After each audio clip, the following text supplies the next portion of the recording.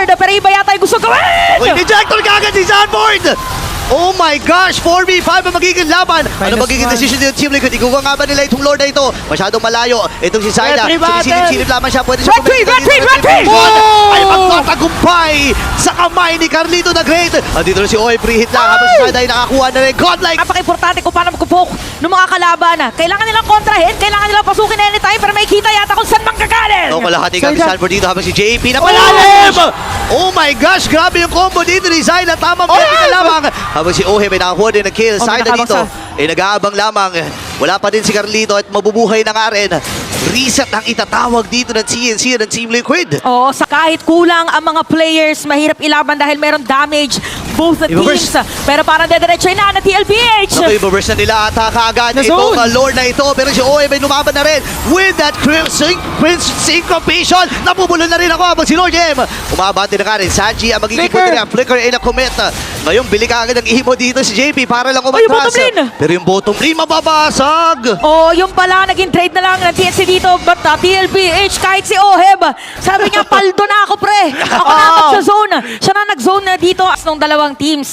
16 minutes ang average. Eto, pagkakakita nila game 1, 20 minutes agad. Wait lang, Lord. Dito sa may top lane, meron paglipad na gagawin, pero kakancel lang din. Masira na ng TLPH yung Torres sa itaas. Ako rin, dinata dito ang Team Liquid Philippines, pero kalahati yung buhay ni Sanford. Yung Lord, ang sakit na ni Oheb dito. Tamang synchrovision lamang. Kaya lang din si Benny para pugawin ang cavalry. Matagumpay na pagdepensa para sa TNC. Okay, so ngayon, nakasira ng Torre TLPH, pero nakikita natin that for TNC, nakakadepensa pa rin. Yes, Mahirap na talaga na ma-secure. Tsaka wino-worry ko dito, again, naka-flicker itong si Oheb. So, kailangan kapitan na dahil 21 minutes, this is the evolved Lord. Okay, sige, nireset. Okay lang. Reset Kaya na yung naman. build-up, no? Pero ganun kasi, ganun ka-importante yung Lord eh. Ayan wait lang. Importante yata na makuha nila dito si Sanford. Pero naiba to, kaya lang, bitinata yung damage nila. Nandun yung flash combo. Nagamit na rin kami ni Astral Echo. Atras muna dito ang Team Liquid Philippines. Marami mga nakumit na ultimates actually. Pero pwede na nilang simulan nito. Sanji, nag-aabang din na magiging target, Oo, wala flicker si Yawi, Wala yung mga bigla ejector na pwede gawin. Nangalahati yung buhay! Nangalahati yung buhay ng Lord! Pero iba yata yung gusto gawin! Uy, ejector kagad si Sanford! Oh my gosh! 4v5 ang magiging laban. Ano magiging decision ng Team Liquid? Ikuha nga ba nila itong Lord na ito? Masyadong malayo. Itong si Syla. Sinisilip lamang siya. Pwede siya ay magtatagumpay sa kamay ni Carlito the Great. Andito na si Oe. Free hit lang. Habang si Syla ay nakakuha na rin. Godlike na si Oe dito. Diretso yun yata. Inahabol yata. Kailangan nila matras. Buhay na rin si Sanji.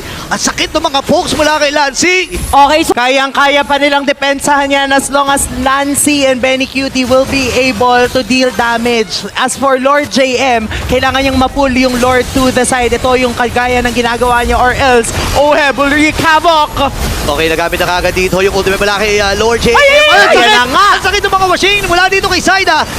Kalang buhay dito yung JP pero meron naman siyang immortality habang Zaman Force. Ang sakit na kagad ni Oheb dito. Figure na gamit na pero nandun yung Spear of Alpha. Nag-pop yung mga immortality pero ready na ang cavalry na mag-base lock at kunin ang game number 1.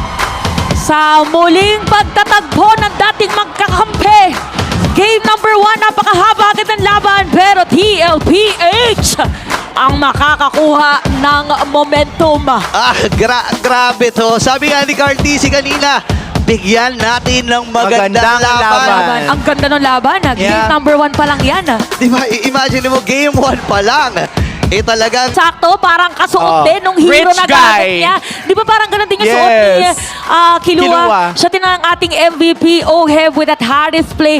11-1-3 KDA, 88% kill participation para dun sa 20+ minute game time.